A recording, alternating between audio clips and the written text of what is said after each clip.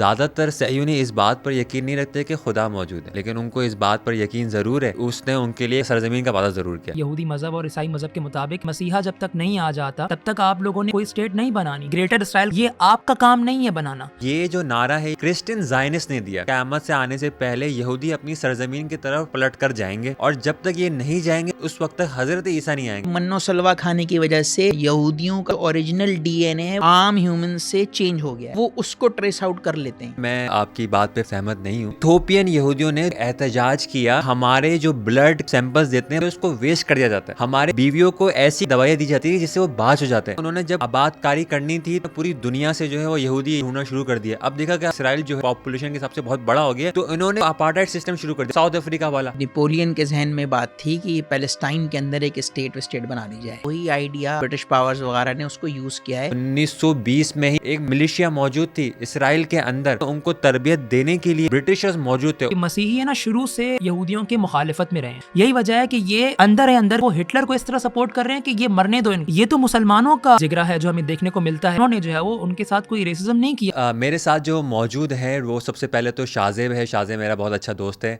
और जो है वो कंपैरेटिव स्टडी हत्ता के भगवत गीता के अंदर, ओल्ड टेस्टामेंट न्यू टेस्टामेंट के अंदर इसकी महारत है और अभी कराची यूनिवर्सिटी में आईआर के स्टूडेंट भी है और फिलोसफिकल माइंडसेट तो ये रखते हैं।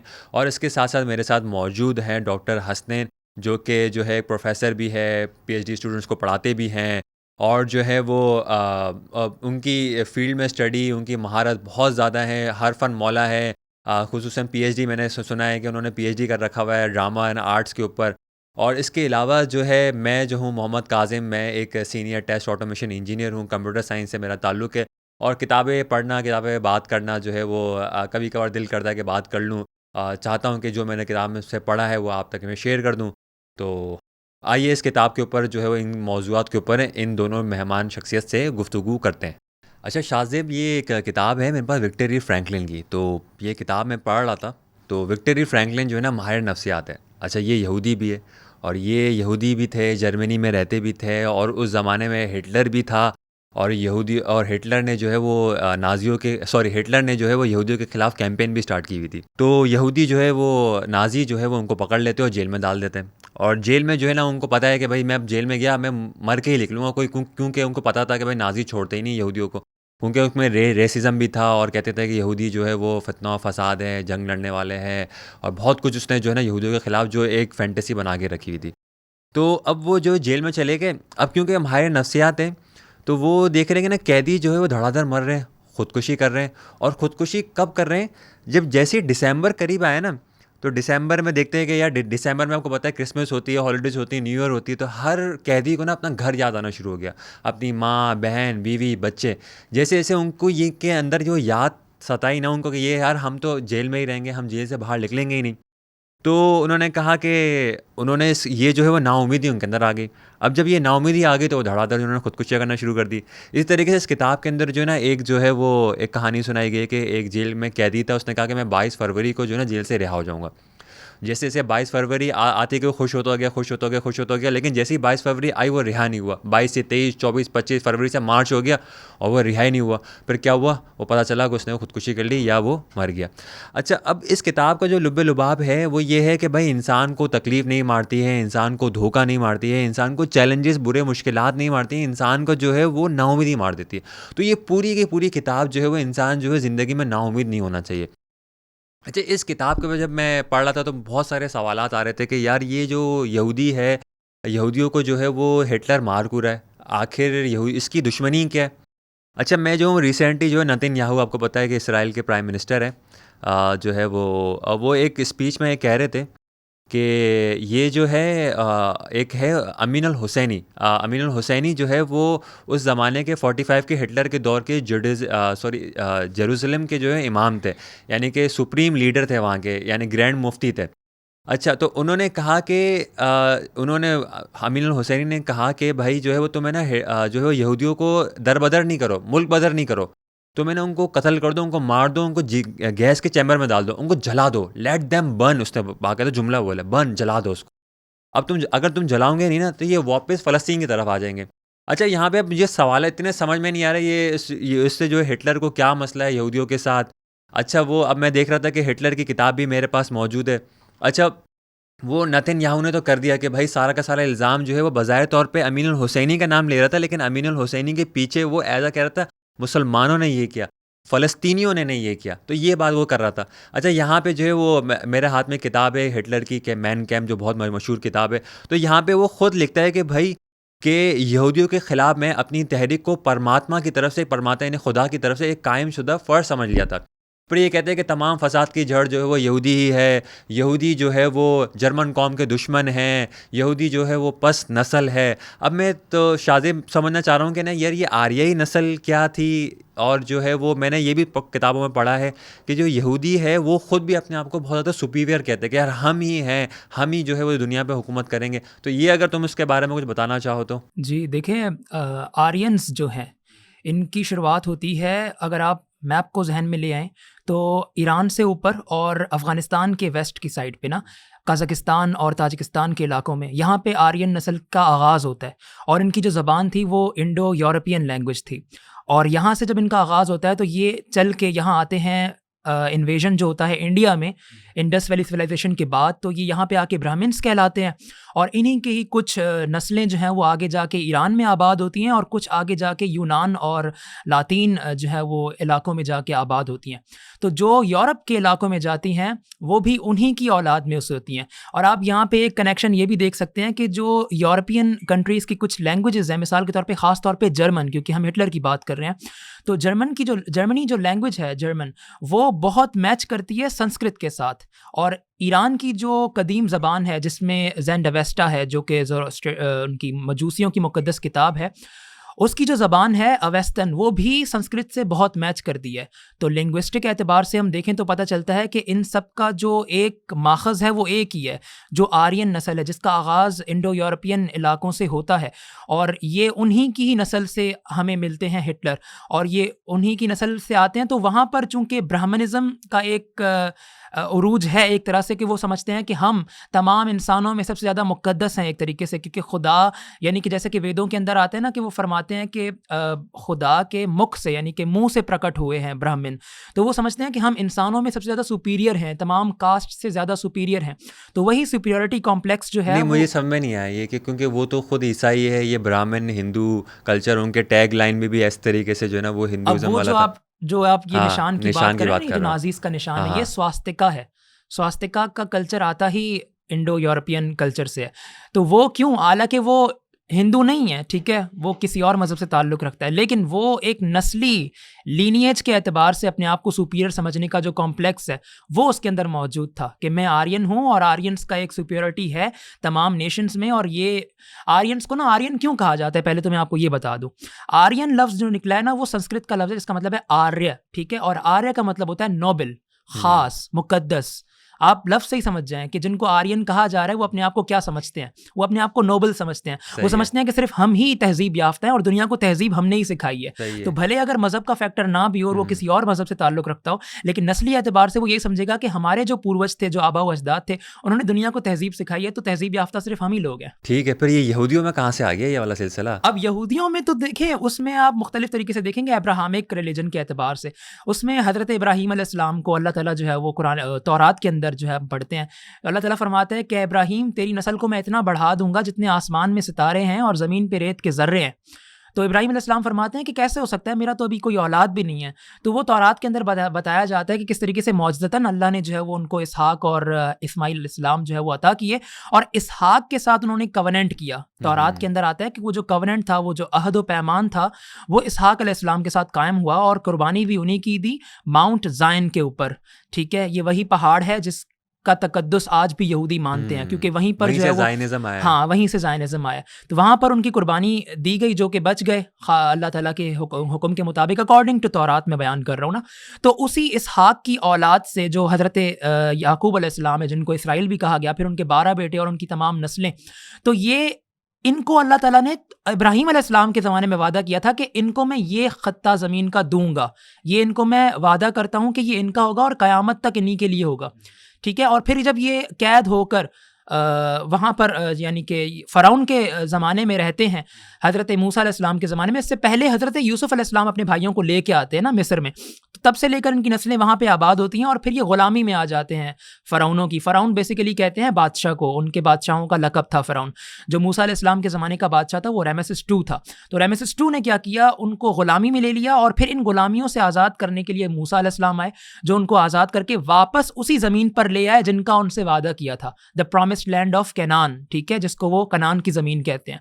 तो अब वो ये कहते हैं कि जनाब हमारी वो ज़मीन है, चूँकि हमें इब्राहीम के दौर में वादा किया गया, फिर मूसा भी हमें उसी ज़मीन पे ले आए और फिर वादा किया गया कि ये तुम्हारी वो प्रॉमिस्ड लैंड है जो हम तुम्हें दे रहे हैं, ठीक है। अब वही चूँकि इब्राहीम अलैहिस्सलाम, नस्ल की मैं बात करता हूँ कि इब्राहीम अलैहिस्सलाम की औलाद में है इसहाक, और इसहाक से कवनेंट बांधा गया, और इसहाक के बाद याकूब को ही इसराइल कहा गया और उनके 12 बेटों की औलाद को ही बनी इसराइल कहा गया। और इनको अल्लाह ने चुन लिया अकॉर्डिंग टू तौरात कि मैं तुम लोगों को दुनिया की हिदायत के लिए चुन लेता हूँ। तो जब इनको चुन लिया तो ये कहते हैं कि हम चूंकि चोजन पीपल हैं लिहाजा हम मुकद्दस हैं और बाकी सब जेंटाइल्स हैं। वो जेंटाइल्स का लफ्ज़ इस्तेमाल करते हैं। जेंटाइल का मतलब कि वो गैर कौमें हैं और वो बुत परस्त हैं, और खुदा ने जो अहद व पैमा बांधा है वो हमारे साथ बांधा है और हम ही खुदा के मुकद्दस लोग हैं।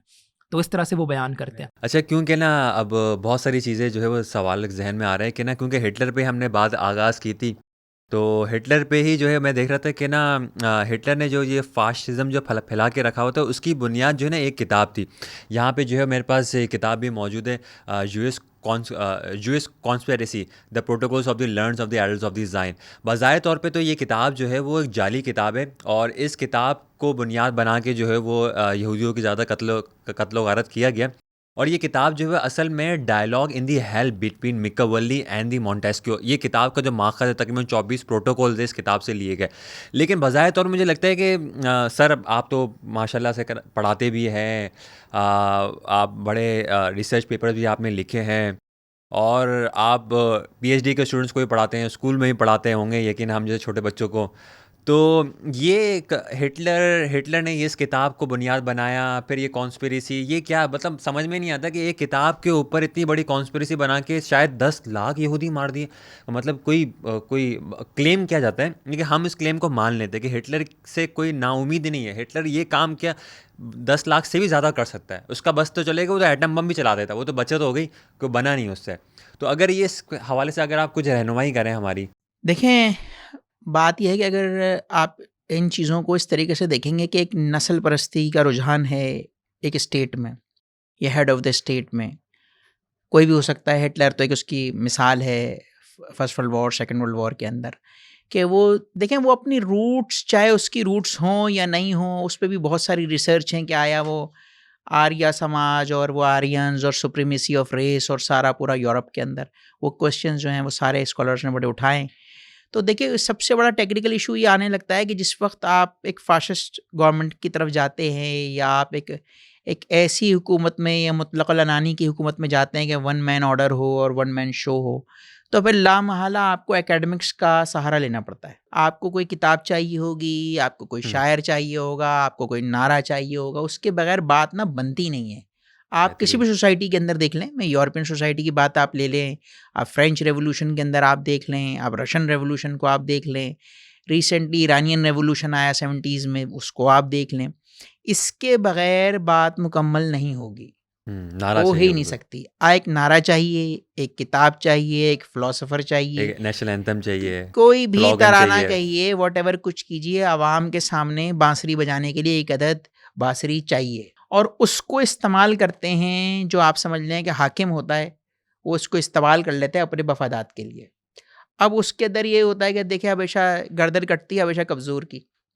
तो वही आप यूरोपियन तारीख़ में आप देख लें कि वो जर्मनी के अंदर जो कुछ हुआ और हॉलोकॉस्ट हुआ और बहुत सारी जो सारे हैं बाकायदा वो म्यूज़ियम मौजूद है जर्मनी में, सब कुछ हुआ। नहीं, तो पहले मैं आपसे बोलूँगा कि जुल्म हुआ है ना यहूदियों के ऊपर? देखें ज़ुल्म तो मज़लूम है हुआ या है। नहीं? पहले हाँ या ना का जवाब दें देखें मुझे। ज़ुल्म तो हुआ है। वो बाक़ियात सारी वहाँ मौजूद हैं, वो गैस चैम्बर्स वहाँ मौजूद हैं। अब ज़ाहिर बात है कि after second world war allied powers ने बना तो नहीं दिए ना यार, कुछ तो किया है ना। मतलब वो बिल्कुल स्ट्रेट बात में अगर पिक्चर ये की जाएगी तो वो भाई वो धुआँ उधर ही उठ रहा है ना जहाँ आग वाग लगी है, चिंगारी है। अब इस पर ये बहस हो सकती है कि धुआँ ज़्यादा है या धुआँ कम है। धुआँ तो है, ठीक है। और जो जिस तरह से हुआ, और फिर यहूदी मुख्तलिफ दुनिया के एरियाज़ के अंदर सेकेंड वर्ल्ड वॉर के बाद वहाँ से भागे, कुछ बच के भागे, उन कैंप से भागे, और फिर उन्होंने बताया कि भाई वो इस तरीके से वहाँ पे अजियत पसंदी है और कत्ल और ये सब कुछ है।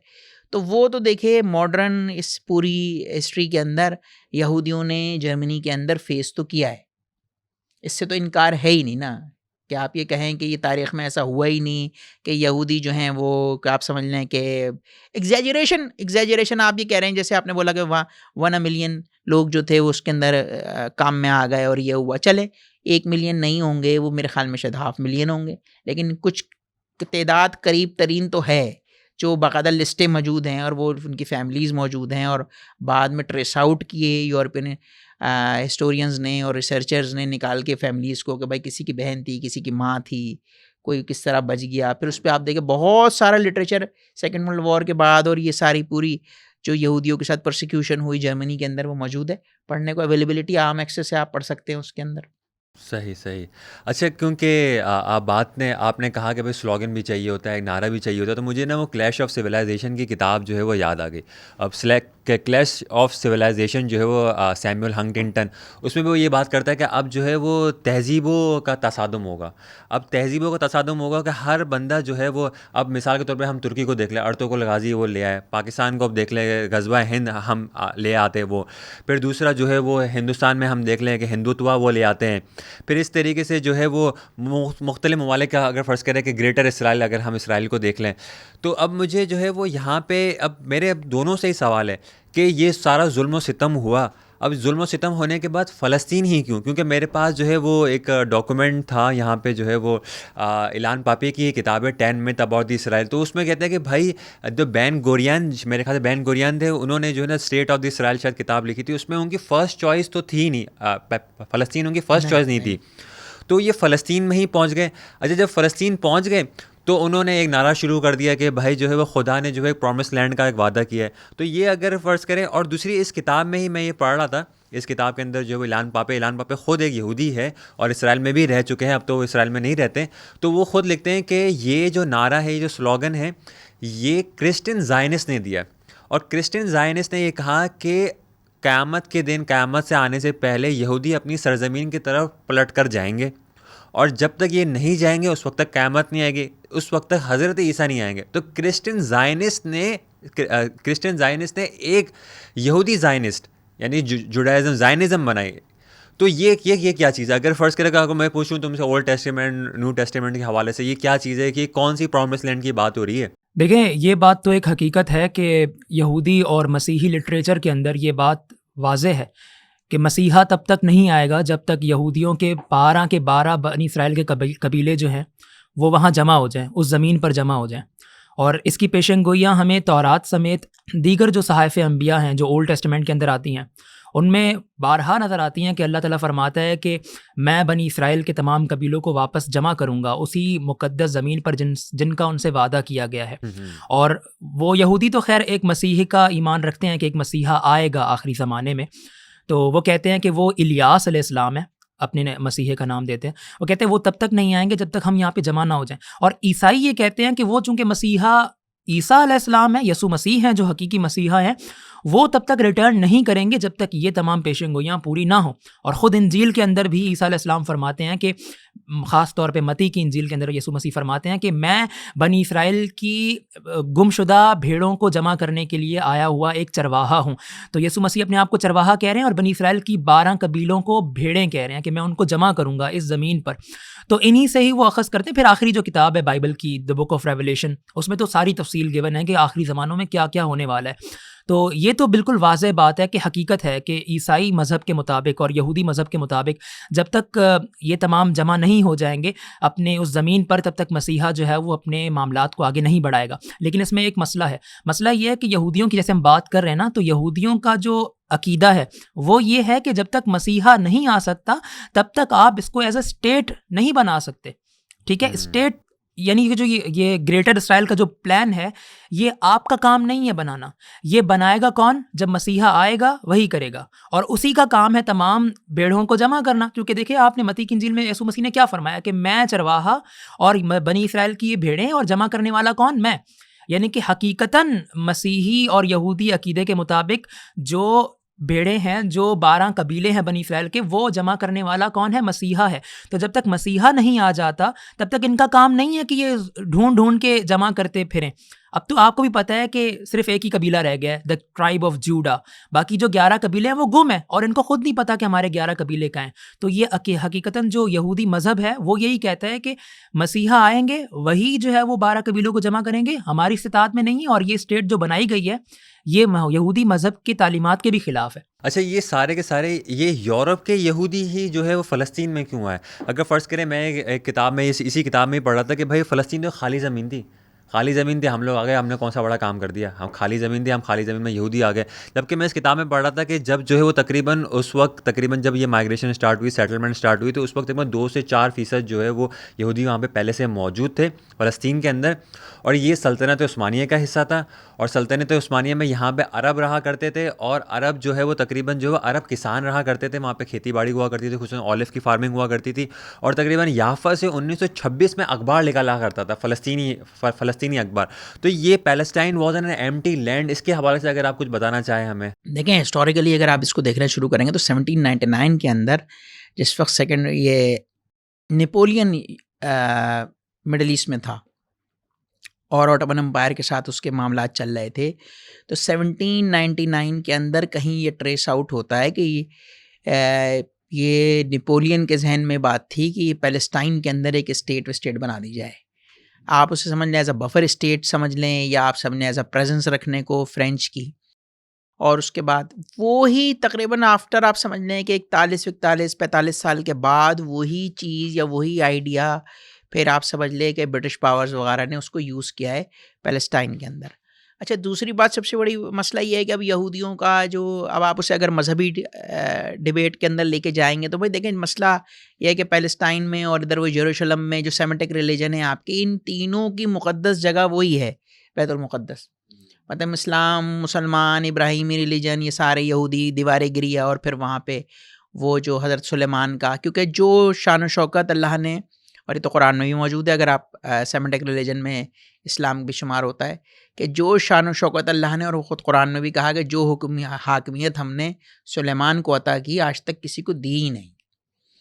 तो वो एक अरूज चाहती है एक कौम कि हमारे जैसे आबा अजदाद थे तो हम भी उसी साइंस एंड टेक में या वैसे वहाँ पे जाएं, पहुँचे। उनके लाशऊर का शायद ये पार्ट है मेरे ख़्याल में, अगर आप एनालिसिस करें और अगर आप पढ़ें तो ये उनके लाशऊर का एक हिस्सा है उस कौम का, कि अल्लाह ने, और हम चूज़न पीपल है, हम पर मन्नो सलवा नाजिल हुआ और हमने मन्नो सलवा खाया। ये बाकी इन लोगों ने कभी खाया अल्लाह की तरफ से उतरा हुआ कोई खाना? ये तो खुद ही खेती बाड़ी कुछ करते और खा लेते। हमने तो जन्नत से निकला हुआ आया, और वो पूरी उसकी डिबेट है, वो एक अलग है, हम उसमें नहीं जाते।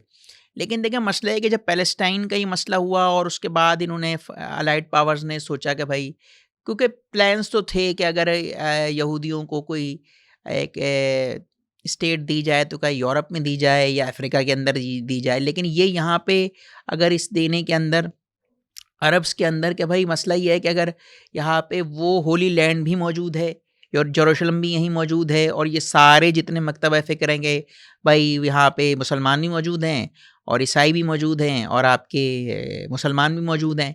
तो अगर इस खत्ते के अंदर एक ऐसा बफर स्टेट डाल दी जाए जो स्वेज़ कैनाल को भी देख पाए और यहाँ करे। शुरू में जो आपने बात मुझसे की वो ये हुआ कि इमिग्रेशन के बड़े इश्यूज़ हुए, कि पहले वो कम तादाद में इनको कहा गया कि यहाँ आएँ, आबाद करें या कल्टीवेशन करें, आप ज़मीन दे देंगे, गवर्नमेंट कुछ सपोर्ट करेगी, खेती बाड़ी करें। फिर यहाँ पे जो आपको हिस्टोरिकली आप देखेंगे, कुछ लोग आपको ऐसे मिलेंगे जिन्होंने यहाँ पे इंडस्ट्री लगाने की बात की, कि यहाँ पे यार साइंटिफिक रिसर्च की या इंडस्ट्री की यहाँ पे बात करें। तो देखें, उसके साथ अगर आप इसको प्योरली रिलीजियस बात भी आप करें तो आप ये देखें कि अगर एक खत्ता खाली पड़ा हुआ है, बैरन लैंड है वहाँ पे, और वहाँ के कल्टीवेशन शुरू होते, तो ऑब्वियसली जो सरमाया है वो सरप्लस होगा।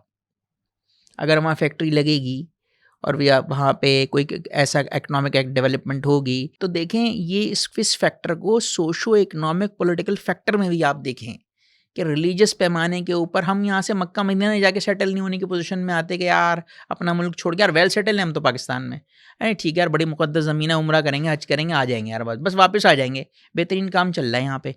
लेकिन जिस वक्त एक बहुत बड़ा माली फ़ायदा आपको दिख रहा होता है ना, और आपको अट्रैक्शन हो रही होती है, आप समझ लें कि उसको गारंटी भी दी जा रही होती है। जिस तरह देखिए ब्रिटिश एम्पायर ने जब सेकेंड वर्ल्ड वॉर के बाद इस पूरे खत्ते को, मिडिल ईस्ट को रीशेप किया है, तो आप देखें वो बेसिकली गारंटियर्स थे। आज के तनाजुर में अगर आप बात देखें कि मिडिल ईस्ट के अंदर जो कुछ होता है, तो आप कौन है गारंटियर? वही वेस्टर्न पावर्स हैं जिन्होंने बनाया था, जिन्होंने बताया था इसराइल को, पता समझे उंगली पकड़ के उस बच्चे को खड़ा किया था, चलाया था। तो आप ये उस पूरे समझे एक पूरे ग्रेटर गेम को एक बड़े कैनवस पे आप जब देखेंगे, तो आपको अंदाज़ा होगा कि दुनिया जहान से जमा करना, ढूंढना, जिस तरह वो बायोलॉजिकल ट्रेस करते हैं, डीएनए ट्रेस करते हैं कि भाई इंडिया में भी कहीं यहूदी हैं तो हमारे जेनेटिक है या उनको भी लेकर आते हैं। इथियोपिया से मैंने कोई 1.5-2 साल पहले एक रिपोर्ट पढ़ी बीबीसी के ऊपर कि वो इथियोपिया में कोई ट्राइब था, उन्होंने उसका डीएनए कोड किया, क्योंकि एक बड़ा मसला ये है कि मन्नो सलवा खाने की वजह से यहूदियों का जो ओरिजिनल डीएनए है वो चेंज है, वो हम आम ह्यूमन से चेंज हो गया है। तो वो उसको ट्रेस आउट कर लेते हैं कि इसके डीएनए में वो खुसूसियत है जो ये आम जो लोग हैं इनके अंदर नहीं है वो चीज़। उससे ट्रेस आउट करके वो कहते हैं ये कहीं पर भी है, इथियोपिया में है, सूडान में है, सोमालिया में, यार ये वो अपना ही बंदा है, लेके चलो यार इसको। तो ये जो बातें सारी कलेक्टिव जमा हुई हैं, और उसके बाद आप देखिए जो इन्वेस्टमेंट उन्होंने साइंस टैग के अंदर की है, और तो देखें ये तो अल्लाह का वादा है, इसमें तो कोई बात नहीं कि लैसल इंसान इल्ला मा सा, जिसने जितनी मेहनत की हमने उसको अजर दिया। इसी समाज में देगा ना अजर, आखिरत में जो होगा वो तो बात की बात होगी, यहाँ पे ही दे देता है वो। अच्छा, मैं आपकी बात पे फ़िलहाल तो सहमत नहीं हूँ। आपका अपना पॉइंट ऑफ व्यू है, ठीक है। मैं इस पे बात करता हूँ कि जो आपने कहा कि पूरी दुनिया से जो है वो यहूदी जो है वो आप बसाए गए, ये इसको कहते हैं लॉ ऑफ रिटर्न का कानून। अच्छा, लॉ ऑफ रिटर्न का कानून सबके लिए होना चाहिए? लॉ ऑफ रिटर्न का कानून ये सिर्फ़ और सिर्फ यहूदियों के लिए क्यों? अच्छा, इथोपियन यहूदी की जब बात करें, ये मेरे पास पूरी की पूरी जो है किताब है वाई इसराइल के ऊपर। अच्छा, the anatomy of the Zionism apartheid. अच्छा, ये अपार्टाइड नेशंस बना के रखी हुई उन्होंने। इथोपियन यहूदियों ने 2006 तक एहतजाज किया कि हमारे जो ब्लड, जो अगर हम सैंपल्स देते हैं, ब्लड डोनेट करते हैं, उसको वेस्ट कर दिया जाता है। बाकायदा तस्वीर इस किताब के अंदर मौजूद है। हमारे बीवियों को ऐसी ऐसी दवाइयाँ दी जाती है जिससे वो बाँझ हो जाती हैं। हमारे बच्चों को वो ग़िज़ाएँ दी जाती है जिसकी वजह से जो है वो उनकी न्यूट्रिशन फुलफ़िल नहीं हो सकती। यानी कि बज़ाहिर तौर पे उन्होंने जब आबादकारी करनी थी तो उन्होंने पूरी दुनिया से जो है वो यहूदी ढूंढना शुरू कर दिया। अब देखा कि अब इसराइल जो है वो बहुत पॉपुलेशन के हिसाब से बहुत बड़ा हो गया, तो इन्होंने जो है वो अपार्टाइड सिस्टम शुरू कर दिया। वही साउथ अफ्रीका वाला, काले अलग गोरे अलग, कालों को हॉस्पिटल अलग, उनका खाना पीना रहना बाथरूम तक अलग, गिलास भी अलग, उनका ब्लड ग्रुप भी अलग, हर चीज़ भी अलग, उनकी शक्लें भी अलग। तो ये क्या है? तो बज़ाहिर तौर के ऊपर इस किताब के अंदर भी पूरे का पूरा ये चीज़ लिखी गई है कि इलान पापी की किताब 10 मिथ अबाउट द इसराइल, दो द ज़ायनिज़्म इज़ अ कॉलोनलिज़म। ये कॉलोनलिस्ट है। क्या है? ये कब्ज़ा कर रहे हैं, ज़मीनों पे कब्ज़ा करें, जो फ़लस्तीनी वहाँ पे मौजूद हैं उसको वहाँ से निकाल ले। अच्छा, इसके अंदर मैं जब लॉ ऑफ रिटर्न की बात कर रहा था, तो लॉ ऑफ रिटर्न सिर्फ़ और सिर्फ यहूदी के लिए। अगर फ़र्ज़ करें एक फ़लस्तीनी वहाँ पे रहता था, नकबा के अंदर 48 के अंदर उसको अपनी सरज़मीन से निकाल दिया उन्होंने। मैं आपसे पूछूंगा नकबा क्या चीज़ है, क्योंकि नकबा के हवाले से पूरी की पूरी किताब जो है वो इलान पापी की the ethnic cleansing of the Palestine जो है वो नकबा जो हुआ था 48 की वॉर वगैरह। तो ये पूरा का पूरा लॉ ऑफ रिटर्न में अगर फ़र्ज़ करें कोई फ़लस्तीन में, अगर फ़र्ज़ करें इसराइल के अंदर कोई फ़लस्तीन भी रहता है और इसराइली भी रहता है और उससे मैन स्लॉटर कत्ल बा ख़ता हो जाती है, तो अगर इसराइली होता है तो फ़ौरन उसको कोर्ट में पेश कर दिया जाता है 24 घंटे के अंदर, उसको वकील मिलता है। और फ़लस्तीनी अगर ये काम कर देता है ना, तो उसको मिलिट्री कोर्ट में रखा जाता है, 1 महीने तक उसको वकील तक नहीं मिलता है और उसको फ़ौरन सज़ा सुनाई दी जाती है। तो ये जो कानून है, जो कॉलोनियलिज्म वाला जो कानून है, इम्तियाजी सुलूक जो किया जा रहा है फ़लस्तीनियों के साथ अलग, फ़लस्तीनियों के साथ, हत्ता कि इसराइल में अगर इथोपियन यहूदी है तो उसका मेयार अलग, सिर्फ़ और सिर्फ ये स्टेट उन्होंने बना के रखी हुई है यूरोप के लोगों के लिए। और यूरोप में शुरू से ही नस्ली इम्तियाज़ ये है कि गोरे हैं हम और हम सुपीरियर है और हम हैं, ये तो इथोपियन है, ये है वो है। तो इस सारी की सारी डिटेल इस किताब के अंदर जो वाई इसराइल के अंदर इसके अंदर मौजूद है। अच्छा, अब मैं शायद अगर मैं आपसे बहुत सारी चीज़ें पूछना चाहूँगा कि आपका क्या ख़्याल है कि ये जो ज़ायनिस्ट है वो अपने आप को जो है वो कहते हैं कि हम यहूदी ही हैं, हम जो है वो बज़ाहिर तौर पे हमें यहूदियत से क्यों निकाले जा रहा है? तो इसके ऊपर अगर आप कुछ अपनी, या ये है कि ज़ायनिज़्म इज़ नॉट अ कॉलोनियलिज़्म, इसके हवाले से अगर आप कुछ हमारी रहनुमाई करना चाहें तो? देखें, जैसे आपने बात की, और देखें इत्तफाक एक इल्मी बह मुबाहिसे के दरमियान बहुत सारे नुकात होते हैं, बिल्कुल। और ऐसा हो नहीं सकता कि 3 लोग बैठे गुफ्तगू कर रहे हैं और वो तीनों एक ही नुक्ते पे मुत्तफ़िक हो जाएँ। बिल्कुल। अच्छा, अगर मुत्तफ़िक हो भी जाएँ तो ऑब्वियसली जो एग्ज़िस्टिंग नॉलेज है उसके अंदर फिर एक नया नुक्ता निकलेगा। नया बेहतरीन। नया नुक्ता निकलेगा, क्योंकि 3 दिमाग हैं, वो उसमें से एक नया नुक्ता निकालेंगे कि इसके बाद ये होना चाहिए, बेहतरीन। और उस पर डिबेट शुरू होगी। ये इंसान का फ़हम है, उसका अल्लाह ने उसको ये दी है। अच्छा, और अगर इख्तिलाफ़ है तो देखिए, एक तो है कि भाई इख्तिलाफ़ बरा इख्तिलाफ़, और एक इख्तिलाफ़ है कि वो जो आप समझ लें कि वो इख्तिलाफ़ जो है वो हेल्दी है, और वो फ़िज़ा उसके अंदर सीखने का जज़्बा है या सिखाने का जज़्बा है। तो उसके अंदर ये बात, जैसे आपने जो बात बोली कि देखिए, जो सेकेंड वर्ल्ड वॉर के बाद का मंज़र पूरा देखते हैं, तो आप देखिए कि दुनिया जो थी वो कॉलोनियलिज़म से में थी भी, और उससे छुटकारा भी पा रही थी। पाकिस्तान की तक़सीम भी उसके नतीजे में हुई 47 के बाद, और बहुत सारी अफ्रीकन कंट्रीज़ की हुई, और फ्रेंच ने छोड़ा और डच ने छोड़ा, और बहुत सारी कॉलोनियल्स को, कॉलोनीज़ को ब्रिटिश एम्पायर का से हाथ धोना पड़ा। तो आप देखें, अगर आप उसको इस पैराए में लेकर आते हैं कि आप समझ लें कि यूरोप ने अपने गले से ये हार उतारने के लिए, या कि ये यूरोप में ना आ जाएं, या यूरोप में अगर हैं तो एक इनको ऐसी लैंड दे दी जाए कि अगर उसके अंदर वो यहूदी है और मज़हबी दिमाग या मज़हबी जहन रखता है, तो वो प्रॉमिस्ड लैंड जो वो पढ़ता है अपनी मुक़द्दस किताब में, या वो शहर वो भी वहाँ मौजूद है। और दूसरे, जो मैंने आपसे कहा कि माशी मफादात आदमी के, कि वो वहाँ रहे, तो उसके लिए तो एक अच्छी अपॉर्चुनिटी थी। तो लोग आए भी, और उस पर फिर बाद में आप कॉरस्पॉन्डेंस देखें कि जिस तरह से ब्रिटिश गवर्नमेंट के साथ कॉरस्पॉन्डेंस है कि भाई उन्होंने शरीफ को बोला कि जब ऑटोमन एम्पायर थी उसी में शरीफ को कहा कि भाई आप इमिग्रेशन पॉलिसी थोड़ी हल्की करें, ताकि और लोग यहाँ पे यहूदी आके आबाद हों इस खत्ते के अंदर, और कुछ आबादी बढ़े। तो देखें, जब एक इंसान की जिबिल्लत है बेसिकली, कि जब वो तादाद में ज़्यादा होना शुरू करता है किसी एरिए में, तो गलबा पाने की ख्वाहिश तो उसके अंदर है कि हम जो हैं वो सुपीरियर हैं, और वो आप समझ लें कि वो इस बहस को भी अगर अभी छोड़ दें कि वो खाली ज्यू है और ज़ायनिस्ट है या नहीं है, लेकिन एज अ होल एक ही कम्युनिटी अगर हो, चाहे वो एथनिक हो चाहे वो सेक्टेरियन हो, तो वो जब एक मजमे की शक्ल के अंदर आती है, तो फिर वो अपना, आप समझ लें कि अपना पावर स्ट्रक्चर और अपनी पावर को ना एक्सरसाइज भी करना शुरू करती है। तो इसी वजह से आप देखें, जो 40s के अंदर जो शुरू में वायलेंस हुआ, और उसमें आप ये समझ लें कि वो उसमें कत्लेआम भी हुआ, और उसमें अरब भी मरे, जिससे बात फिर और बढ़ी, और फिर एक बात यहाँ तक भी आई कि भाई अरब जो है वो असला नहीं रखेंगे, वेपन नहीं रखेंगे, कि ये फायरिंग कर देते हैं या चाकू या तलवार से वार कर देते हैं, और यहूदी ये कि कम है, इनको अपने प्रोडक्शन के लिए ये सहूलत दी जाती है। जो आपने भी दुकात उठाया कि भाई उसका मिलिट्री कोड पे कर रहे हैं, उसको ये कर रहा है, उसको वकील दे रहे हैं, क्योंकि देखिए गारंटियर्स जो इस खत्ते के थे, जैसे फॉर एग्जांपल शरीफ मक्का से जो हुआ था, तो फिर जॉर्डन दिया गया उनको, और उसके बाद इस तरह से भी वादा करके भी एक स्टेट और बनाई गई।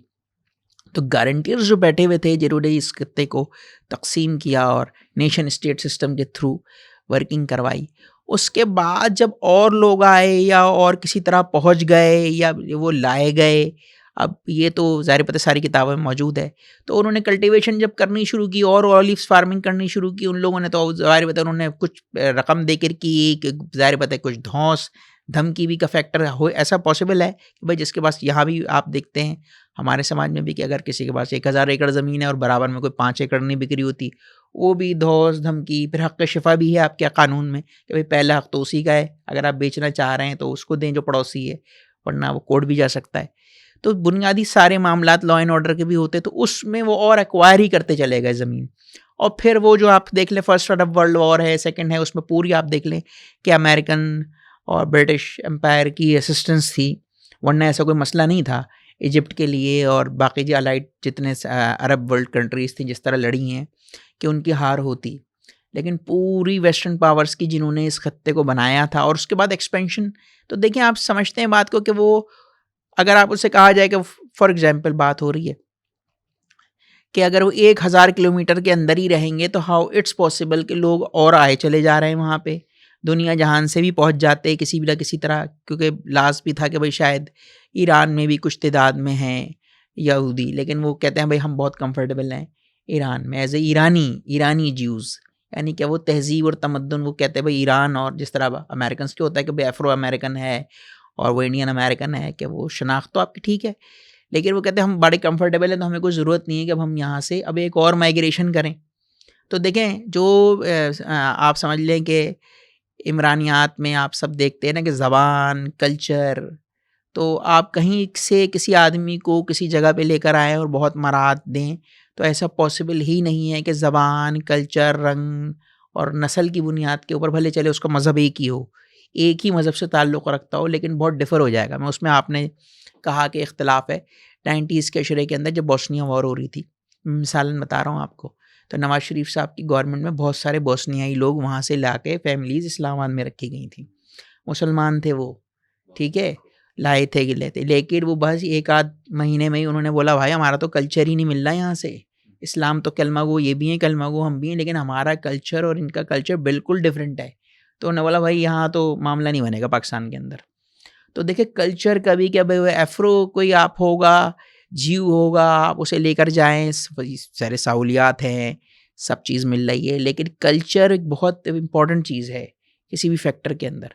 और लैंग्वेज चलें, लैंग्वेज कोई और सिन्हाली बोलता होगा या वो हिंदी बोलता होगा, लेकिन जो कल्चर की रूट्स आपके अंदर आ जाती हैं, आप देख लें ना हमारे यहाँ भी आपके सोसाइटी में भी एक बड़ा बहस अब ये शुरू हो गई है कि कल्चर और मज़हब की एक बहस एक स्टार्ट हो जाती है। तो अब आप देखिए उसके अंदर आप वो आपको जो हमारे यहाँ के त्यौहार हैं उसके अंदर आपको बात उसमें मिलती है कि भाई वो ये तो इस्लाम में है नहीं, या ऐसे यहूदियत में भी बहुत सारी चीज़ें कि यार ये तो है नहीं, लेकिन वो कल्चरली हो रहा है ना वो। तो जब कल्चरली जब एक बंदा फिट नहीं होगा एक कल्चर में लाख आप उसको सारी चीज़ें दे दीजिए तो वो फिर वहाँ फिट नहीं होगा, वो फिर अपने वही जहाँ कहीं कभी होगा वो वहीं जाएगा। अच्छा, मुझे बड़ी ज़बरदस्त सी बात याद आ रही है कि ज़ायनिज़्म इज़ एन जुडाइज़्म। तो मेरे हाथ में एक किताब है इलान बापे की। अब इलान बापे जो है वो इनकी किताब है the ethnic cleansing of the Palestine. तो नकबा के ऊपर जो है वो ये पूरी की पूरी किताब है, किस तरीके से जो है वो ज़ायनिस्ट ने जो है वो फ़लस्तीन का इलाका खाली करवाया और बेशतर फिर उनका प्लान डी प्लान वो सारी चीज़ें इसके किताब में मौजूद है। तो इसका जो है वो जुडाइज़्म से मुझे एक वाक़या याद आ रहा है कि कोड याद आ रहा है। ज़्यादातर सह्यूनी इस बात पर यकीन नहीं रखते कि खुदा मौजूद है, लेकिन उनको इस बात पर यकीन ज़रूर है कि जो उसने उनके लिए फ़लस्तीन का वादा ज़रूर किया, एक ऐसी सरज़मीन का वादा ज़रूर किया। अब ये जो हत्ता कि मैं बैन गुरियन का भी देख रहा था, वो तो एक मुल्हिद है और जो है वो फ़लस्तीन की बात कर रहे हैं। तो मेरे हाथ में जो है ना यहाँ पे एक और मुझे किताब नज़र आ रही है कि अगर शाज़ेब अगर तुम दे सको तो ये वाली नहीं, स्टीवन हॉकिंस की। अच्छा, क्योंकि स्टीवन हॉकिंस की यहाँ पे किताब है the brief answer to the big question. तो उसमें वो एक सवाल करता है कि जो है वो इस there is an a god. तो पहले तो कहता है कि भाई कोई खुदा वुदा नहीं है, क्योंकि साइंटिफिकली ये साबित है ही नहीं। फिर वो कहता है कि भाई अगर खुदा है तो खुदा ने मुझे जो है इस तरह का अपाइश क्यों पैदा किया है। तो तमाम अदियान ये बात करते हैं कि भाई जो है वो खुदा की तरफ से जो है वो तुम पे शराब है या अजाब है, या तुम पे नहीं तो तुम्हारे ख़ानदान पे। तो ये कहता है कि भाई मैं ही क्यों। फिर वो साइंटिफिकली रीज़न के ऊपर बात करता है कि भाई बिग बैंग से पहले तो टाइम का तो वजूद था ही नहीं। जब टाइम ही नहीं था तो खुदा को टाइम कैसे मिला कायनात बनाने का। फिर वो इस किताब में ये भी बात करता है कि भाई जो है वो पहले जो है वो बिग बैंग का इनिशिएटर कौन था। कोई ना कोई तो इनिशिएटर होगा ना जिसने इनिशिएट लिया। वो E=mc² जो वो ये कैसे मिल गया आपस में। तो वो कहते हैं कि पुराने जो फिलोसोफर्स थे, इंजीनियर्स थे, साइंटिस्ट थे, वो ये कहते थे कि जो इनिशिएटर है वो सिर्फ और सिर्फ इनिशिएट लेने वाला वो खुदा है। यानी खुदा ने इनिशिएट लिया, अब कायनात खुद बनती गई, फैलती गई। लेकिन वो कहते हैं कि नहीं, ये इनिशिएटिव भी खुद ब खुद हो सकता है। तो बज़ाहिर तौर पे क्योंकि हम यहूदी पे बात कर रहे हैं, यहूदी पे तो हम बात कर ही नहीं रहे, क्योंकि यहूदी आपको होता है कुल या अहल किताब तालू अहले किताब में से। तो ये ज़ायनिज़्म तो ये खुदा को तो मानते ही नहीं है। फिर वो खुदा की सरज़मीन का भी बात कर रहे हैं। और फिर ये कि अगर तुम इसके हवाले से कुछ बताना चाहो कि अगर कुछ ऐड करना चाहो अपनी कुछ बात। देखें, ज़ायनिज़्म की जो बुनियाद है वो तो इसी पर ही है कि जो यहूदिज़्म का पूरा एजेंडा है ग्रेटर इसराइल का। लेकिन ये वाक़ई एक आयरनी है कि एक तरफ आप इस चीज़ को इस्तेमाल करते हैं जो तौरात और इंजील के अकीदे हैं, और ऊपर से आप खुदा को भी नहीं मानते, यानी कि आपका रिलीजन से कोई ताल्लुक है नहीं।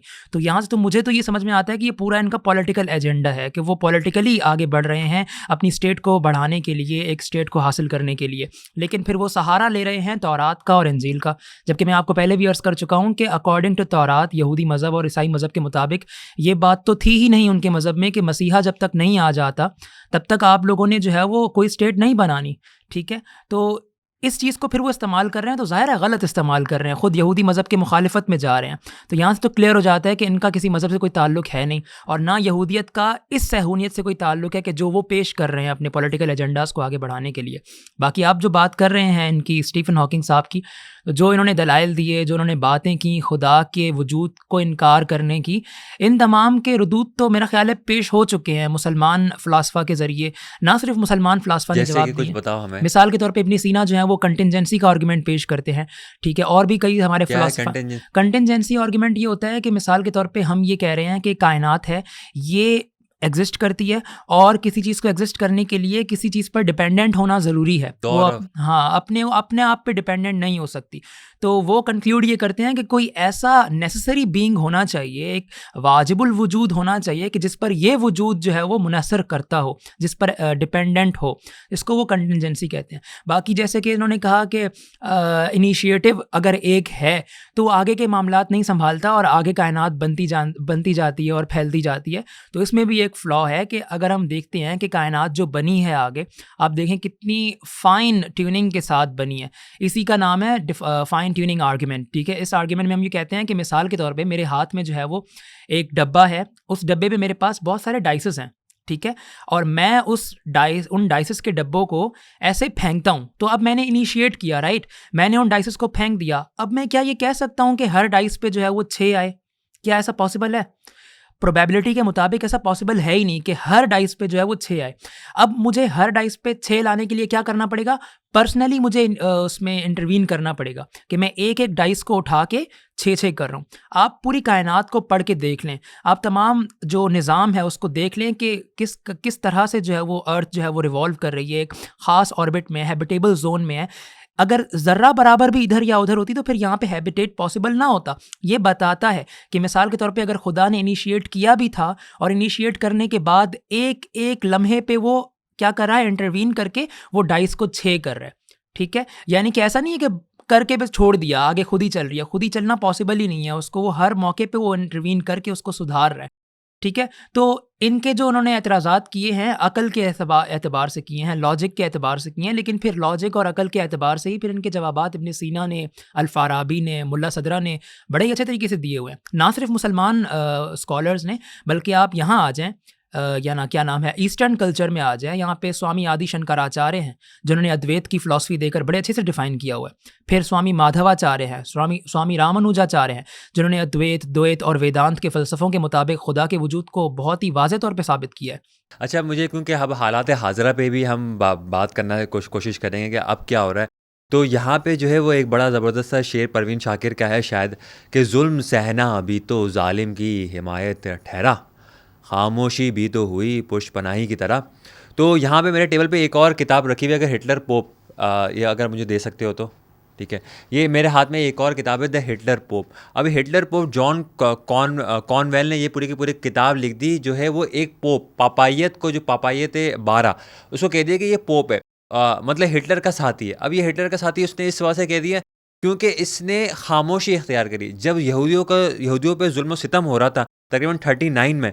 तो इसने कहा कि सिर्फ और सिर्फ कैथोलिक चर्च पे तुम कुछ मत बोलना, कैथोलिक लोगों को कुछ मत बोलना, बाकी तुम्हें जो करना है करो। तो ये बज़ाहिर तौर के ऊपर खामोश रहना। अब पाकिस्तान में भी हम देख लें कि हम पाकिस्तान के अंदर जो है वो है हमारा IPL वगैरह होता है, PSL वगैरह होता है। IPL तो इंडिया में होता है, सर PSL में मैच देखता नहीं, तो सॉरी मुझे पता नहीं है। तो PSL में मैंने सुनने में आया कि वहाँ पे आप कोई फ़लस्तीन का फ़्लैग लेके हम नहीं जा सकते हैं, फ़लस्तीन की हम हिमायत नहीं कर सकते हैं। और हत्ता कि मुझे एक मेरा दोस्त बता रहा था कि मैं वहाँ मस्जिद नबी के बाहर बैठा था, सिर्फ फ़लस्तीनी रुमाल मैंने पहना हुआ था। तो हत्ता कि मैं पाकिस्तानी था, मेरे साथ पाकिस्तानी करेंसी पाकिस्तान के अलावा रशियंस भी थे, अमेरिकन्स भी थे, फ्रेंच लोग भी थे, दूसरे ममालिक से लोग भी आए हुए थे, उन सबको डिटेन कर लिया, उन सबको तो छोड़ दिया। पाकिस्तान मुझे ये बोला कि अगर तू नेक्स्ट टाइम ने ये हरकत की ना तो तुझे जो है डिपोर्ट कर देंगे। दूसरे लोगों को तो 1-2 घंटे बिठाया, वार्निंग करी, छोड़ दिया। तो ये क्या हो रहा है? ये हम क्या पाकिस्तान में बैठ के फ़लस्तीन की हिमायत भी नहीं कर सकते? अगर तहरीक लब्बैक की हम देख रहे थे कि उन्होंने जो वहाँ पे सिर्फ एहतजाज करने ही तो जा रहे थे। तो आज के दौर में जो है ये क्या हो रहा है कि जो है वो दूसरी बात है कि ट्रम्प साहब जो है वो एक कह रहे हैं कि मैं जो हूँ वो 3000 साल पुराना मसला हल कर रहा हूँ। यार क्या क्या बात है यार, 3000 साल पुराना, यानी कि यहूदियों को 3000 साल पहले जो प्रॉमिस लैंड का बात की गई थी, क्योंकि आप जो है वो उस्ताद है हालात हाजरा पे जो है वो आपकी माशाल्लाह बड़ी ज़बरदस्त तहकीक होती है। देखें, जो आप बात कह रहे हैं ना, इंटरनेशनल रिलेशंस के अंदर एक बात कही जाती है कि no permanent enemy, no permanent friends.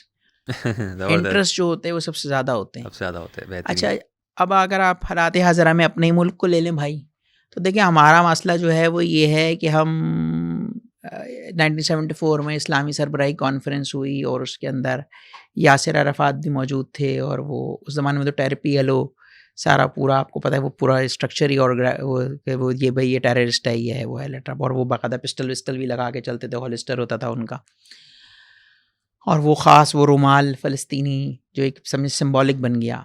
और तो आप देखें बड़ा इस सोसाइटी को कि हमें ज़रूरत थी इस्लाम की और ज़रूरत थी वो जिहाद के फ़िनोमेने की सारे की, तो हमने वही फ़लस्तीनियन मूवमेंट और सब यासिर अराफात और लैला खालिद, और वो बाकायदा हाथ के अंदर उसकी जो रिंग होती थी उसमें गोली का बुलेट होती थी, निशान थी उसकी लैला खालिद की। तो आप देखें कि वो मूवमेंट चल रही थी पैलेस्टाइन के हवाले से, उसके अंदर ये नहीं था कि सिर्फ मुसलमान थे, क्रिश्चियंस भी थे कि जो यहूदियों के ख़िलाफ़ ये बात कर रहे थे और कह रहे थे कि यार ये ज़्यादती हो रही है, ये ज़्यादती कर रहे हैं। लेकिन देखें जब मसले इंटरेस्ट के बात आते हैं कि भाई हमको हमारी इकॉनमी को चलाने के लिए पैसा रही है, हमारी ग्रोथ रही है, और हम वर्ल्ड बैंक के और IMF के हैं, तो फिर ऑब्वियसली टॉप टू भैया हमें, आप देखें ना, हमें हमारे साथ तो मसला ये है कि आपके सामने ही होगा, आप लोग कॉलेज लाइफ के अंदर ही होंगे कि एक या के बाद एकदम से 99 में हुआ वो कू हुआ, और वो एकदम से वो जैसे ज़ियाउल हक साहब ने एकदम से 1 मीटर घुमाया, उन्होंने कहा नहमदुहु व नसल्ली अला व रसूलिल करीम, मतलब वो इस्लामी कुछ तरीक़ेकार चलेगा और ये ऐसा होगा वैसा होगा। मुशर्रफ साहब ने इनलाइटेंड मॉडरेशन और सब कुछ ऐसा होना शुरू हो जाएगा, लिबरल इस्लाम होगा, अरे सोसाइटी ऐसी। देखिए सोसाइटी का बिहेवियर या सोसाइटी ऐसे नहीं हो सकती कि आप उसे 20, 25, 30 साल के अंदर आप जिहादी बनाएं, आप वो है कि वो नफ़रत हो सोसाइटी में, वो सोसाइटी दूसरे की कुछ सुन ही नहीं पा रही हो, और आप एकदम से चाहें। लेकिन किसी की मैं नीयत पे शक नहीं करता कि दिल में क्या था, उनकी नीयत में होगा कि भाई मैंने वो 70s का या 60s का जो कराची था, जो आपने भी सुना होगा लोगों से कि ओपन डिबेट थी, ओपन कल्चर था, सब कुछ था कराची में, और बात सुनी जाती थी। तो उसकी वजह से कि अब आप उसे ज़बरदस्ती नाफिज करने की कोशिश करें, आपने जैसे कहा कि भाई अब तो एक मुज़ाहरा ही तो हो रहा है भाई, उसे कर लेने तो मुज़ाहरा, वो क्या करेंगे। लेकिन मसला है कि हमें 30-40 सालों में हमारी ट्रेनिंग ऐसी हो गई है कि मैं फेवर नहीं कर रहा देखें गवर्नमेंट का, लेकिन मैं एक बात कर रहा हूँ कि जो गवर्नमेंट में भी आपके और हमारे जैसे ही लोग हैं, वही इसी द पैसेज ऑफ टाइम होते होते वहाँ पहुँच गए। कोई CSS किया है, किसी ने कंसल्टेंट क्या है आए, कोई मुशीर है। तो देखिए हमारी 40-50 या 40-45 साल की जो मालूम तारीख़ है अभी इस वक्त हमारी, वो उसमें सिर्फ फ़साद आता है कि वो 8-10 लोग जमा होते हैं, वो डंडा उठा लेते हैं, फिर वो मारा मारी शुरू कर देते हैं, रोड पे पथराव शुरू हो जाता है, फिर उसमें कहीं गन कल्चर आ गया 80s के बाद से, फायरिंग वायरिंग ये वो, और वो उसके बाद फिर पुलिस, और फिर उसमें से इधर के भी मर गए उधर के भी मर गए, और वो ज़ख्मी वख्मी और सब पूरा निज़ाम। तो अब मेरे ख़्याल में कि वो जो एक कल्चर जैसा डेवलप हो गया है ना हमारा, तो फिर वो उसके अंदर आप समझ लें स्टेट इंटरेस्ट के भाई अभी इस मामले को ना मट्टी पाओ प्रोग्राम करो यार, और उसके अंदर आप बस समझ लें कि भाई अब जहादी अफ़गानिस्तान के बाद हमने मल्टीपोलर वर्ल्ड से यूनिपोलर वर्ल्ड की थी ना, हम थे ना साथ में, वो रशिया के पूरे सब में Pakistan as a fuel use हो रहा था अफ़गानिस्तान के अंदर, और जो कुछ भी हुआ। तो अब देखिए अब वो अमेरिकन जो उसके डिज़ाइंस हैं, या वो ये सोचते हैं कि भाई हम इस मसले को हल कराएंगे, या हम चौधरी साहब हैं, या हमारी मतलब इतनी बात सुनी जाती है, तो वो आप देखें वो आप इस सुप्रीमेसी तो हो सकती है किसी भी प्रेसिडेंट के दिमाग के अंदर हो, मैं किसी का नाम नहीं लेता, लेकिन ये कि वो ये समझें कि ये तो मेरे बस की बात है भाई, ये सब मैं सबको सीधा करके बैठा लूँगा, इसको भी उसको भी, तो कि ये मसला मैं सॉल्व आउट करा दूंगा, जो कि तारीख का एक समझने के एक इनकम्प्लीट एजेंडा पड़ा हुआ है। तो इसके बाद ये है कि फिर सब अमन शांति हो जाएगा, सब कुछ इस तरीके से। सही सही। अच्छा, मेरे के हाथ में ना एक और किताब मुझे बड़ी ज़बरदस्ती नज़र आ रही है, the making of the Israel army. तो यहाँ पे कहते हैं कि जब 48 के बाद जब इसराइल बना, तो इसराइल एक नौमौलूद रियासत थी, और उस नौमौलूद रियासत के ऊपर 6 ममालिक ने हमला कर दिया, जिसमें जो है वो अरब ममालिक में जो है वो सबसे पहले इजिप्ट आता है, फिर इराक़ आता है, फिर जॉर्डन आता है, फिर उसमें जो है वो लिबनान आता है, फिर जो है वो 2 और ममालिक का ज़िक्र करता है, सऊदी अरब भी आता है। तो इन तमाम ममालिक ने कर दिया 6 दिन के अंदर एक नौमौलूद रियासत की नन्ही सी फ़ौज ने ढकेल दिया पीछे, और हिम्मत नहीं हुई आज तक जो है वो कोशिशें करते रहे। तो बज़ाहिर तौर के ऊपर मेरे पास ये सिर्फ़ और सिर्फ आपको पता है कि एक ढोंग है, और ये कोई नौमौलूद जो है वो नौमौलूद रियासत की जो है वो फ़ौज जो है वो बिल्कुल नन्ही सी फ़ौज नहीं थी जिसके पास जो लाठी वाठी थी, और जो है ना अरब को जो है ना पीछे ढकेल दिया। बाकायदा एक खुद किताब है, खुद ये जो है वो एलन हार्ट की जो है बड़ी ज़बरदस्त सी किताब है, जो रिसेंटली मेरे हाथ में लगी। पुरानी किताबों के बाज़ार में मैं ना हर संडे संडे में जाता हूँ, तो 100 रुपये की ये मुझे हाथ लगी, और ये पाकिस्तान में शायद कहीं मिलती ही नहीं है। तो Zionism is the real enemy of the Jews, the false मसीह। क्योंकि हमने जो शाजिम ने काफ़ी अच्छा इसके ऊपर किताब के हवाले से जिक्र कर दिया, जो कि अक्सर किताब में मौजूद है। तो वो ये किताब के अंदर बाकायदा लिखते हैं कि हगाना नाम की एक तहरीक जो कि 1920 में ही मौजूद थी, एक मिलिशिया मौजूद थी इसराइल के अंदर, और उस इसराइली मिलिशिया को पहले से पता था कि जब हम इस डिक्लेयर करेंगे और हम पे ये मुसल्लत हो जाएंगे, अरब इसराइल जंग हो जाएगी, तो इन्होंने 20 साल पहले से ही इसकी तैयारी करना शुरू कर दी। और इसकी तैयारी करने के लिए उनको तरबियत देने के लिए जो है वो ये जो है ब्रिटिशर्स मौजूद थे, उन्होंने इनकी तरबियत करी। तो ये बाज़ाहिर तौर पे कहना कि भाई नौमौलूद रियासत है, क्योंकि ये तो एलन या इसके जो ऑथर है यगल एलॉन के deputy prime minister of the Israel है। ये भी किताब मुझे 100 रुपये में ही मिली पुरानी किताबों के बाज़ार से। ये किताब भी पाकिस्तान में शायद, बल्कि दुनिया में शायद बहुत कम ही होगी छपी होगी, अब तो ये छपती भी नहीं है। तो इस तरीके की किताबें जो है पुरानी किताबों के बाज़ार से जो है वो मिल जाती है। तो इसके हवाले से अगर आप कुछ बताना चाहे कि यार ये हगाना करके उनकी फ़ोर्स थी, और ये लोग 20 साल पहले, इतनी सालों पहले, और अरब फ़ौज अब तक जो है वो कर नहीं पा रही है, मुकाबला नहीं कर पा रही है। और हम अभी देख रहे हैं कि फ़लस्तीन के अंदर तकरीबन 60,000 से ज़्यादा जो है उन्होंने मार दिए, और ये लोग 20-20 साल 30-30 साल पहले, और फ़लस्तीन में अपना झंडा गाड़ने के लिए ये तो 45 के बाद, सेकेंड वर्ल्ड वॉर के बाद तो यहूदियों को तो सोच में नहीं आया ना कि हम जो है फ़लस्तीन पहुँच जाएंगे। ये पहले से प्लानिंग हो रही थी, बेन गुरियन जो है काम कर रहा था, ज़ायनिज़्म नेशन से एक पहले से पूरी की पूरी एक तहरीक बन चुकी थी एक। तो ये सारी planning, pre planning, future planning, ये क्या है, क्या मतलब एज एन अ मुस्लिम ये वैसे हमें, क्योंकि आईआर में पढ़ाया भी जाता है कि भाई जो है दुश्मन का जो ड्रॉबैक है उसको हाईलाइट करना चाहिए, लेकिन गुड साइड्स भी है जिसमें हमारा फुकदान है। तो बज़ाहिर तौर पे ये है भी या नहीं भी, ये बफ़र भी हो सकता है। जैसे फ़र्ज़ करें ईरान में जो है वो कहा जा रहा था कि भाई इसराइल को क्यों हमला कर रहे हो, वो तो तुम्हारे उनके तो आयरन डोम लगे हुए हो, तो तुम्हारे तो ऐसी की तैसी कर देगा। तो बज़ाहिर तौर के ऊपर अगर हुकूमत कुछ करना चाहे तो ये प्रोपेगेंडा जो है ये बहुत ज़्यादा हुकूमत पर प्रेशर भी करता है। तो बज़ाहिर तौर पर आप जो है मोसाद को दिखाते हैं कि मोसाद दुनिया की सबसे बेहतरीन फोर्सेस भी है, होगी ठीक है, ISI हमारी भी बेहतरीन फोर्स है, ऐसी बात नहीं है। तो इस हवाले से अगर आप कुछ रहनुमाई करना चाहें, ये क्या चीज़ है, ये प्लानिंग, मास्टर प्लानिंग, हत्ता कि मुझे ये पता था कि यहूदियों को तो बीच पर लिखा होता था कि Jews and the dogs are not allowed. तो ये क्या है कि जूस ने जो है इतना ज़्यादा जो है अपने आप पे काम करना शुरू किया, अपनी चीज़ों को अपग्रेड करना शुरू किया।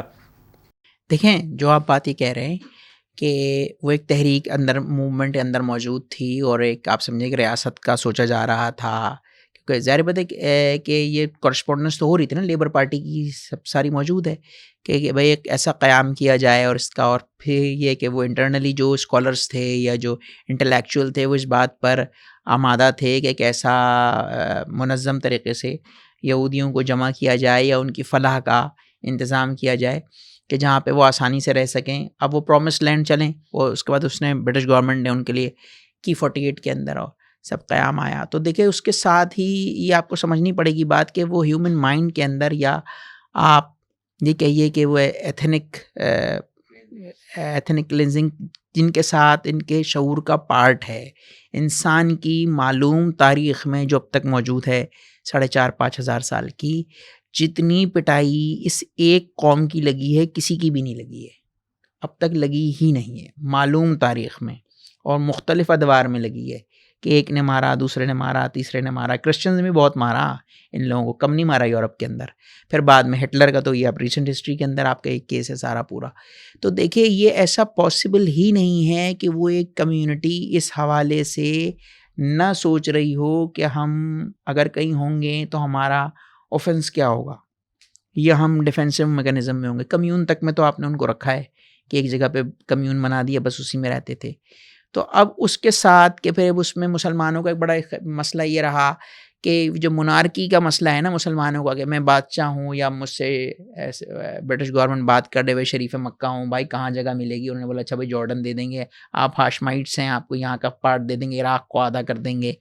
तो देखिए उसके अंदर अपनी भी कुछ कमज़ोरियाँ हैं कि आप क्या कोई डेमोक्रेसी नहीं है, नेशन स्टेट सिस्टम के बाद आप उस तरफ जाते ही नहीं हैं। आप कहते हैं यार वो बादशाह जो है या रॉयल्स जो हैं वो और उनकी फैमिली स्ट्रक्चर जो है वो महफूज रहना चाहिए। अवाम को ठीक है यार कुछ कर लेंगे देख लेंगे। तो वो आप ये समझ लें कि अवामी पजीराई, आप देखिए आपने जो 6 डेज़ वॉर की बात की कि जो हुई और सारे अरब मिल के लड़े, और उसके अंदर वो टेक्नोलॉजिकल एडवांसमेंट जो थी वो पीछे से सपोर्टिव थे, सैटेलाइट्स और ये इमेजिंग और सब कुछ आपके यूएस की तरफ से और ब्रिटिशर की तरफ से। लेकिन आप एक बात, आपको ये बात भी दाद देनी पड़ेगी कि वो भी अपने तौर पर 20-25 साल से तैयारी कर रहे थे कि अगर ये हेल्प ना मिलती तो वो रिटेलिएशन जो इस भी नौयत की कर रहे थे, मतलब अपने तौर पे भी वो इस बात पे उनके दिमाग में जहन में था कि अरब्स जो हैं ये हमको इस लैंड के ऊपर टिकने नहीं देंगे, एक टफ़ टाइम देने ये आएंगे ज़रूर, आज कल परसों। क्योंकि ज़ाहिर सी बात है उसमें भी अरब यहूदी भी तो मौजूद थे, अगर बाहर से आए हुए थे तो अरब यहूदी भी थे, वो भी समझते थे। क्योंकि देखें आप अगर पूरी अरब हिस्ट्री के अंदर देखें तो अरब तो ख़त्ता अरब के अंदर तो यहूदी बड़े अरसे से रह रहे, और अगर आप पीछे जाके आप देखेंगे जो अब्बासाइड्स के दौर में, और उसमें तो बड़े अच्छे ताल्लुकात थे मुसलमानों के साथ यहूदियों के। और फिर स्पेन के अंदर आप देख लें जाके, तो आप ये देखिए उसके अंदर जो उनके बैक ऑफ द माइंड था, जो अगर आपने जो ये पॉइंट उठाया है कि वो तैयारी साथ साथ पैरेलल कर रहे थे, तो उस पर कोई मतलब मैं दो राय ये बात नहीं कहूँगा कि भाई उनको नहीं करनी चाहिए थी, या अगर वो कर रहे थे तो उनको अंदाज़ा था कि ये किसी भी टाइप पे ये ऐसा रिवॉल्ट अरब्स करेंगे हमारे साथ। अच्छा, मैं जे बड़ा ज़बरदस्त है, एक और मैं किताब पढ़ रहा था तो मुझे वहाँ पे किताब में शौक़ पड़ गया कि हज़रत ईसा को मारने वाले ख़ुद यहूदी थे, सूली पे चढ़ाने वाले ख़ुद यहूदी थे। तो बज़ाहिर तौर पे ये जो मैं ये देखता हूँ कि ना ये अमेरिका का जो है इस किताब में भी जो है ना ज़ायनिज़्म इज़ ए रियल एनिमी जो है वो इस किताब में मौजूद है। तो वो जो अमेरिका जो है वो अनकंडीशनल सपोर्ट करता है इसराइल को, और इसी वजह से इसराइल मौजूद है। जब भी इसराइल को कुछ मसला होता है अमेरिका आके खड़ा हो जाता है। तो यहाँ पे जो है वो इस किताब में भी लिखते हैं कि अगर ये अमेरिका ना होता और अमेरिका अपनी आवाम को शऊर देता कि इसराइल के साथ खड़े होने के क्या क्या नुकसानात हैं, तो जो नुकसान वो आज भुगत रहे ना वो नहीं होते। हत्ता कि वो ये कहता है कि भाई जो है वो अरब यूएसए की जो जंग है, जो लड़ाई है, वो जो है कोई मजहबी नहीं है, ये सिर्फ़ और सिर्फ पॉलिटिकल कॉन्फ्लिक्ट है या उनकी बैड पॉलिसीज़ की वजह से है। और ये पॉलिसीज़ किस वजह से है? क्योंकि उनकी कौम को शऊर दिया ही नहीं किया गया। क्योंकि वो कहते हैं कि अगर एक मुसलमान मर रहा है तो अगर अच्छी बात है मरने दो, और लेकिन अगर कोई यहूदी मर रहा है तो वो पता नहीं क्या से क्या हो जाते हैं। तो इस हवाले से अगर फर्स्ट क्लोजिंग वर्ड्स अगर तुम कुछ अपना कहना चाहो तो बिल्कुल। देखें इस चीज़ को हम ये हिटलर्स पोप वाली किताब से भी कनेक्ट कर सकते हैं कि वो पोप जो था वो हिटलर का साथ दे रहा है तो उसको हिटलर पोप कहा गया। और क्यों मसीही जो हैं वो अभी उनका साथ दे रहे हैं कि जो यहूदियों का कत्ल कर रहा है, ठीक है।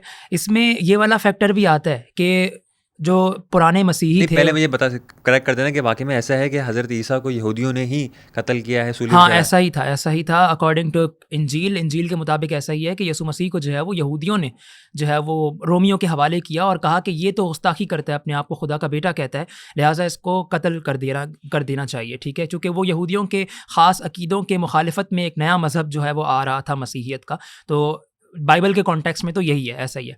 अब अगर मैं बात करता हूँ हिटलर्स पोप की, तो यही वजह है कि ये मसीही है ना शुरू से यहूदियों के मुखालिफत में रहे हैं, हमेशा उनको धुतकारते रहे और उनके खिलाफ नफरत करते और उनको इस नज़र से देखते कि गोया ये काफिर हैं क्योंकि इन्होंने हमारे खुदाबंद का इनकार किया है, ठीक है, वही खुदाबंद के जो इब्राहीम से लेकर चलता आ रहा है, उसने ज़हूर किया मसीह के रूप में और फिर उसका इनकार कर दिया। तो जिन्होंने हमारे खुदाबंद का इनकार किया उनकी हमारी नज़र में कोई अहमियत नहीं है। यही वजह है कि ये अंदर है अंदर कहीं न कहीं जो है वो हिटलर को इस तरह सपोर्ट कर रहे हैं कि ये मरने दो इनको, ये काफ़िर हैं, इनकी हमारे नज़दीक कोई अहमियत नहीं है। ये तो मुसलमानों का जो है वो जिगरा है जो हमें देखने को मिलता है। हज़रत उमर के दौर में जब उन्होंने फ़तह किया बैतुल मुक़द्दस को, तो उन्होंने जो है वो यहूदियों को इजाज़त दी कि आप आ सकते हैं यहाँ पर। फिर जब उस बनु उस्मानिया का दौर रहा, ओटोमन्स का दौर रहा, उन्होंने भी जो है वो फ़लस्तीन के अंदर यहूदियों को इजाज़त दी कि आप यहाँ पे सुकून से रह सकते हैं। ख़ुद सलाहुद्दीन अय्यूबी की बात अगर हम कर लेते हैं तो सलाहुद्दीन अय्यूबी बड़े मशहूर हैं इस मामले में कि उन्होंने जो है वो उनके साथ कोई रेसिज़म नहीं किया यहूदियों के साथ। उनको खुली आज़ादी दी कि वो अपनी मज़हबी रसूमात को वहाँ पर अंजाम दे सकते हैं। लेकिन आज हम देखते हैं, बड़ी हैरत की बात है कि जो मसीही हैं, जैसे कि आपने यूएसए की बात की, वो उनकी मेजॉरिटी क्रिश्चियंस हैं, तो वो आज जो है वो इसराइल को यानी कि ख़ास तौर पे यहूदियों को इतना सपोर्ट कर रहे हैं। तो और मुसलमानों के मुखालिफत में तो मैं समझता हूँ कि ख़ास तौर पे ये जो है ना बात इस्लामोफोबिया की है। यहाँ पे इस्लाम की बात हो रही है तो उसकी मुखालिफत में अगर दुश्मन भी आपके साथ है इस एक मामले में, तो वो दुश्मन भी आपका दोस्त हो जाता है। वो जिसको आप सदियों से टोकते आ रहे थे, सदियों से जिसकी बुराइयां करते आ रहे थे, अब आप उसके साथ एक हो गए हैं। क्यों? क्योंकि आप इस वक्त मुसलमानों के ख़िलाफ़ हैं। तो ये बात है। अगर आपको ये वीडियो अच्छी लगी हो तो कमेंट में अपना फीडबैक ज़रूर दीजिएगा। अगर आपको हमने बहुत सारे मौज़ूआत के ऊपर बात की है, तो अगर आप चाहते हैं कि कोई एक मौज़ूआत के ऊपर हम डिटेल में बात करें तो वो उस मौजू का भी ज़रूर नाम लिख दीजिएगा। अगर आपने हमारा channel the of the school को सब्सक्राइब नहीं किया तो उसको ज़रूर सब्सक्राइब कर लीजिएगा, क्योंकि इस एक वीडियो बनाने में हमारी बहुत ज़्यादा एफ़र्ट लगती है। अगर आपको सिर्फ कैमरे में सिर्फ और सिर्फ 3 लोग नज़र आ रहे हैं, इसके पीछे बाकायदा एक बहुत ज़्यादा टीम है और जो कि अनथक मेहनत करती है। तो काइंडली उनको भी सपोर्ट किया करें, वीडियोस को देखा करें, वीडियोस को आगे शेयर किया करें, अपने दोस्तों को भेजा करें और उस पर आप पे कोई भी राय हो तो वो ज़रूर दिया करें। बहुत शुक्रिया। अल्लाह हाफ़िज़।